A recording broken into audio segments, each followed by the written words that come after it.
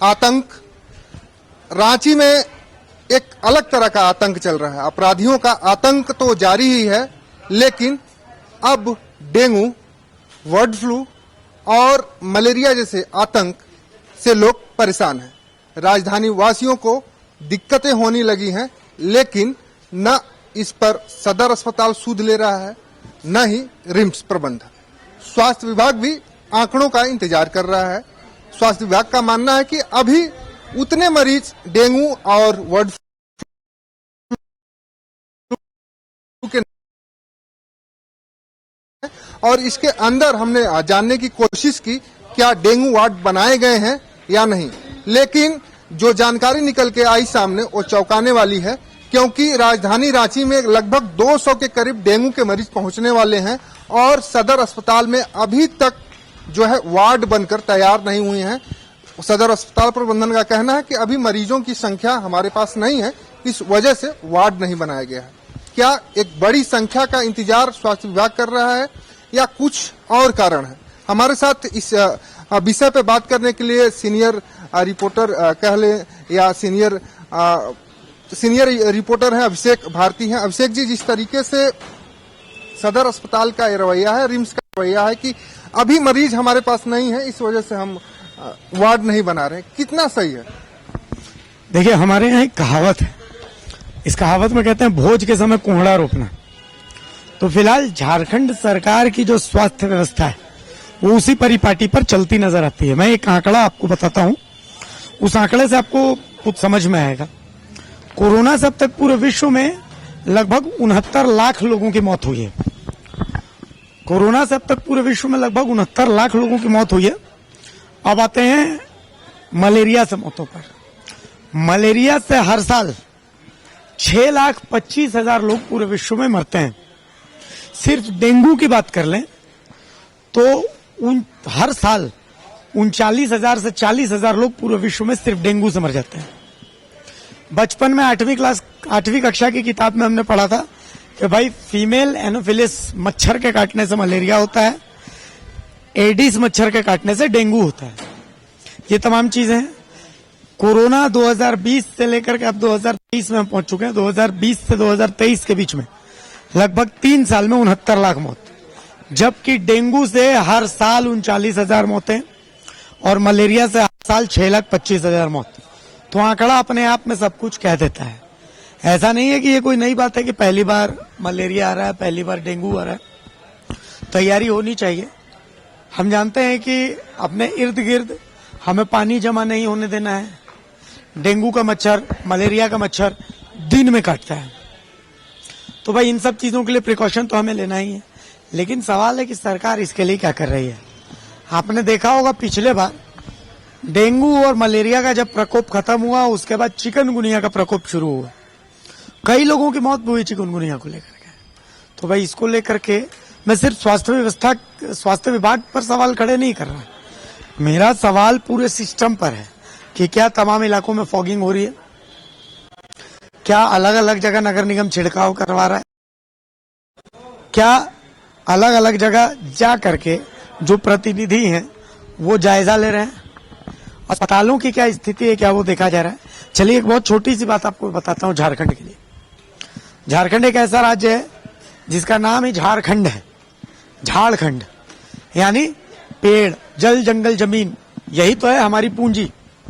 इस मौसम में सांपों का बोलबाला होता है, सर्पदंश के बहुत सारे मामले आते हैं। क्या हमारे राज्य के छोटे छोटे स्वास्थ्य केंद्रों में स्नेक बाइट्स को लेकर के तैयारी की गई है? आप इसको लेकर के स्वास्थ्य विभाग से सवाल पूछ दीजिएगा तो स्वास्थ्य विभाग इसको लेकर के मुंह उबा देगा, उसके पास इसका कोई जवाब नहीं होगा। तो इसीलिए मैं राहुल कह रहा हूं, ये भोज के समय कोहड़ा रोपे जाने वाली बात है और वही चल रहा है। फिलहाल कोई तैयारी नहीं, कुछ भी नहीं, सब कुछ भगवान भरोसे चल रहा है। देखिए, जिस तरीके से हम अभी देखे और नगर निगम की तैयारी की जहां तक आपने बात कही, कल हमको लगता है कि देर शाम कुछ बहुत दिनों के बाद 15 से 20 मिनट की बारिश हुई थी और राजधानी रांची के कई इलाके जल जमाव की स्थिति बन गए। कई इलाकों में जल जमाव अभी भी है। और जहां तक डेंगू की बात की जाए तो डेंगू के जो मच्छर है बरसात में ही पनपते हैं और बरसात के पानी से ही पनपते हैं। तो ऐसी स्थिति में जब पानी का जल भराव हो जा रहा है थोड़ी देर की बारिश में, और उस दौरान जो नगर निगम उस पर कोई भी तैयारी नहीं किया। पहले आप देखेंगे मैनेजमेंटिंग सिस्टम होता था, बोर्ड की बैठक होती थी, पूरी तैयारी की जाती थी कि किस तरीके से बरसात में जो पानी होंगे उसको निकालना है, कहीं पर जल जमाव नहीं है, नालियों की साफ सफाई। लेकिन इस बार जिस तरीके से जनप्रतिनिधियों ने जो नगर निकाय चुनाव का कार्यकाल खत्म हुआ और प्रशासकों के हाथ में इस पूरी व्यवस्था चली गई, उसके बाद से आप देखेंगे जिस तरीके से नगर निगम पूरी तरीके से ध्वस्त हो चुका है, उसे किसी तरीके से मतलब नहीं है। राज्य के जो शहर हैं, जो नगर निगम क्षेत्र हैं, पूरी तरीके से व्यवस्था ध्वस्त है, सिर्फ और सिर्फ कागजों पे काम चल रहा है। और फॉगिंग की जहां तक आप बात करें तो फॉगिंग जहां होती है, हमने शाम में देखा है कि जब हम घर वापस लौटते हैं ऑफिस के समय, तो दो तीन एरिया जो है वो फिक्स है। मोराबादी का जो सीएम आवास है, सूचना भवन है, सीएम आवास के आसपास जितने जो रेसिडेंशियल है आईएएस आईपीएस के आवास, वहां पे फॉगिंग होती है। कॉलोनियों में जाने का जो है कह सकते हैं कि जोखिम नहीं उठाता है नगर निगम, या वो सोचता है कि वहां तो आम पब्लिक डेंगू नहीं होना चाहिए। हम एक उदाहरण देते हैं, सबसे पहले बड़ा उदाहरण आप देते हैं कि कोरोना के समय आप देखे होंगे कि रिम्स को लेकर लगातार सवाल उठ रहे थे, लेकिन किसी के कान में जू तक नहीं रेंग रहे थे। उसी दौरान कोरोना काल में ही चीफ जस्टिस ऑफ झारखंड के घर पर उनकी पत्नी कोरोना घर उनके पूरे स्टाफ कोरोना, जब वहां से उन्होंने सूचना दिया रिम्स प्रबंधन को, स्वास्थ्य विभाग को, कि यहां पर आइए टेस्ट करने के लिए, एक दिनों तक चीफ जस्टिस ऑफ झारखंड के घर पर स्वास्थ्य विभाग की टीम नहीं पहुंची। उसके बाद उन्होंने स्वतः संज्ञान लिया, स्वास्थ्य विभाग को कई की टिप्पणियां की, कई गाइडलाइंस जारी किए, कई आदेश निर्देश दिए। उसके बाद राज्य में थोड़ी स्वास्थ्य व्यवस्थाएं सुधरी। तो क्या ये नगर निगम इंतजार कर रहा है कि कॉलोनियों के लोग जब पूरी तरीके से ग्रसित हो जाएंगे तभी हम फॉगिंग करेंगे? जो कीटनाशक दवाई, जो लार्वा नष्ट करने के लिए जो छिड़काव किए जाते हैं, उसका प्रयोग किए जाएंगे? क्योंकि जिस तरीके से संख्याएं बढ़ी हैं, आप देखेंगे लगभग 200 के करीब संख्या, 193-94 हमने सुबह जो देखा। प्राइवेट हॉस्पिटलों में लोग इलाज करा रहे हैं, सरकारी अस्पताल में इसलिए नहीं आ रहे हैं कि यहाँ पे वार्ड भी नहीं बना है।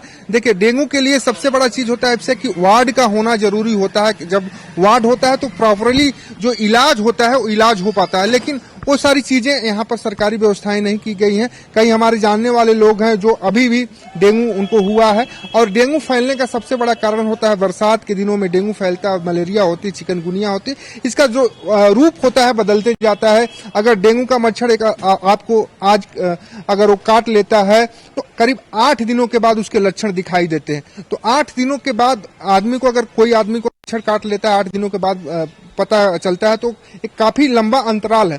इन सारी चीजों को लेकर स्वास्थ्य विभाग ने किसी तरह का अवेयरनेस कार्यक्रम नहीं चलाया है, और अब जो है राजधानी रांची में डेंगू अपना पांव पसार रहा है, लेकिन स्वास्थ्य विभाग कह रहा है नहीं, सब कुछ ठीक ठाक है।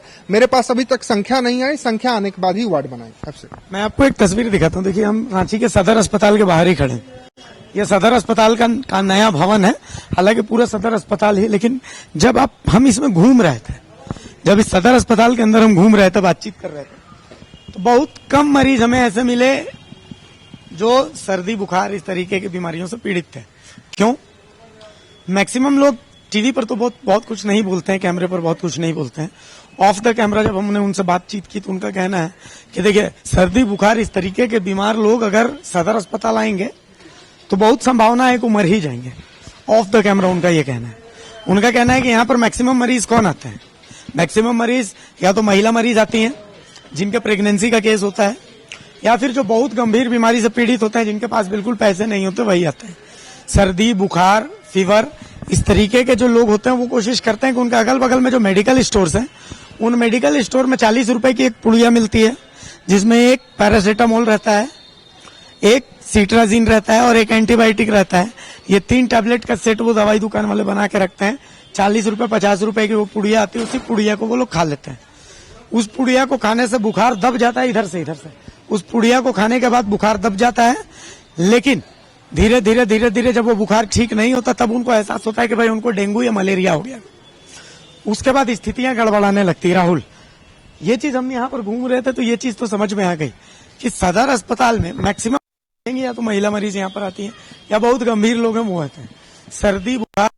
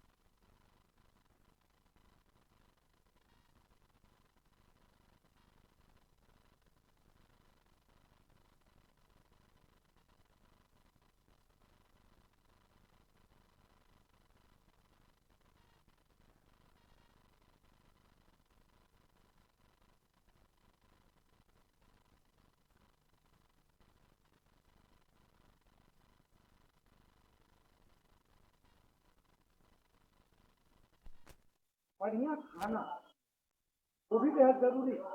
मतलब इतनी तेजी से आपका बढ़ जाता है। एक समय ऐसा आता है जब आप बहुत कमजोर हो, तो ऐसी स्थिति में आपको बहुत पौष्टिक खाने की जरूरत पड़ती है। वो पौष्टिक खाना आपको दिया जाना चाहिए।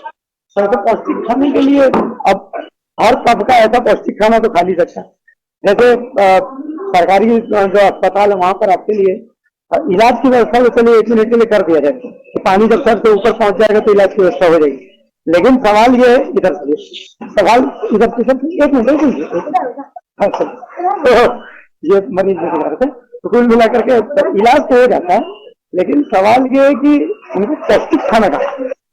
देखिए, डेंगू जो बीमारी होती है उससे कुछ में 2-3 चीजें ध्यान देना होता है। पहला, अगर आप उसमें घरेलू जो उपाय होता है अगर उसको कर लें तो उसमें बहुत ही काम आता है। जैसे कि नीम काढ़ा और पपीता का अगर सेवन कर रहे हैं तो पपीता जो है प्लेटलेट्स को बढ़ाता है, कम नहीं होने देता है, उसको एक तरह से कह सकते हैं रोक के रखता है। इसकी जानकारी अधिकतर लोगों को गांव में नहीं होती है क्योंकि ध्यान नहीं दे पाते। और दूसरा होता है कि जब अस्पताल में व्यक्ति आए तो उसको ऑब्जर्वेशन किस तरीके से अस्पताल कर रहा है और किस तरीके का उसे ट्रीटमेंट मिल रहा है, किस तरह की उसे देख रेख मिल रही, सबसे महत्वपूर्ण होता है। लेकिन ये दोनों चीजों का अवेयरनेस नहीं होने के कारण से लोगों की दिक्कतें होती हैं।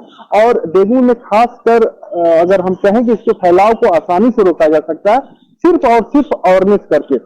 लेकिन आप देखे होंगे, आप भी रांची शहर में ही रहते हैं, हम भी रांची शहर में ही रहते हैं, और हमने अभी तक नहीं देखा कि डेंगू को लेकर कोई प्रचार प्रसार वाहन चलाया जा रहा हो, किसी तरह का अनाउंसमेंट हो रहा हो। चौक चौराहों पर जिस तरीके से कोरोना के समय में अनाउंसमेंट हो रहा था उस तरह का कोई अनाउंसमेंट हो रहा, सिर्फ कागजों पर सब कुछ चल रहा है, जो कि ठीक नहीं है, एक ठीक संदेश नहीं है। और जिस तरीके से बारिश हो रही है, जिस तरीके से बारिश हो रही है, जिस तरीके से बारिश होने के बाद धूप हो जा रही है, उससे कहीं ना कहीं जो डेंगू के जो लार्वा है वो पनपते के कारण ज्यादा, अगर लगातार बारिश होती है तो उस समय जो पानी होता है लगातार बदलते रहता है, अगर कहीं पे जमा है। लेकिन 2 दिन बारिश हुई, उसके बाद 4 दिन बारिश नहीं, तो वैसे में जो है मच्छर पनपने का 7 से 8 दिनों में वो पनप जाते हैं। तो वैसे में मच्छरों को पनपने का जो उम्मीद होती है, अधिक होती है, लार्वा के पनपने का उम्मीद, तो ऐसी व्यवस्थाओं को लेकर इस तरह के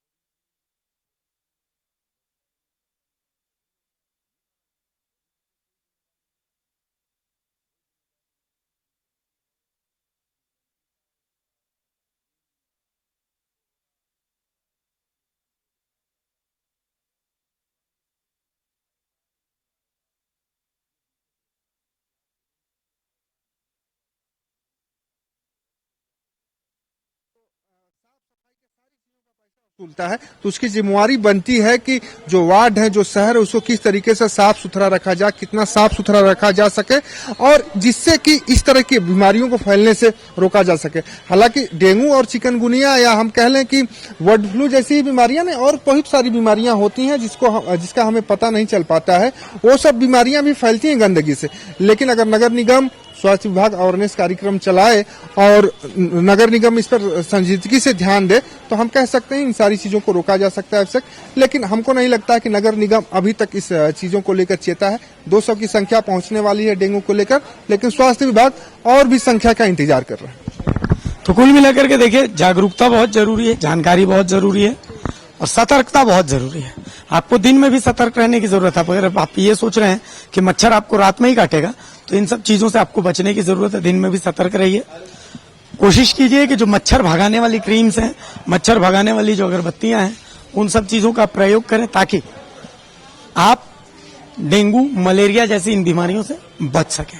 इनसे बचने के लिए आपको जागरूक रहना जरूरी है, सतर्क रहना जरूरी है। बहुत शुक्रिया राहुल इस तमाम चर्चा के लिए, इस तमाम जानकारी के लिए। फिलहाल मुझे इजाजत दीजिए। नमस्कार, जोहर।